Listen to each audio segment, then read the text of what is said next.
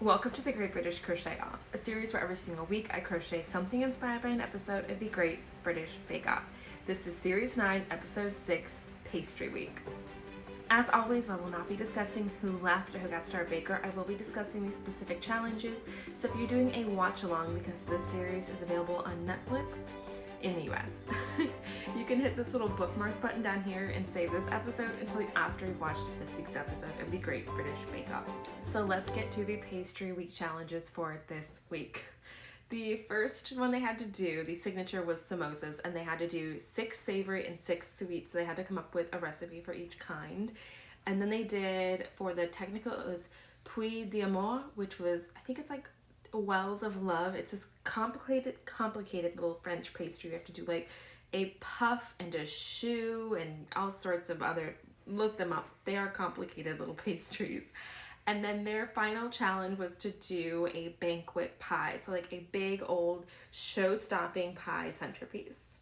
And so this week I was inspired by the signature banquet pie challenge, specifically Ruby's, because I know this isn't a giant banquet pie, but Ruby made like a crown one, and I immediately thought, I've been wanting to do like crocheted playgrounds for my daughters because they love to play dress up since before I even started this series. They've just been on my like, I should figure out how to do that at some point list for at least a year now of crocheting. And so when I saw Ruby's crowns that she did, and she did a different style of a crown, but when I saw the crown, I was like, it is time to do those.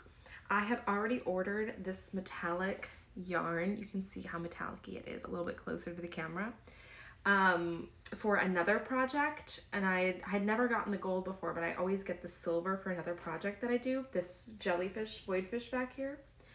And so when I realized I had the gold coming, I was like, perfect, we're gonna make some gold crowns. And then these heart beads my daughters picked out from the craft store. I let them go to the craft store and pick out any beads that they wanted to be like the jewels on their crown, and they wanted colorful pink hearts, which I think look perfect.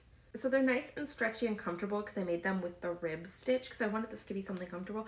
I don't think, let's see if one will fit on my giant, I don't know if, yeah, it won't fit on really on my giant head, but I did measure them to fit on their sweet little heads.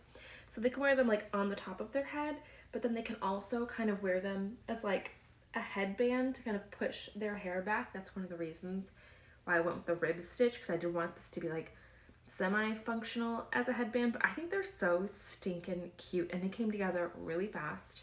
I have the pattern written down for these. I'll have the technical version of this episode out in the next day or two. I just have to like edit it and pull it together. So this would be a great little craft to make for your kids, or like you're gonna have to start planning your holiday gift soon if you are crocheting your gifts.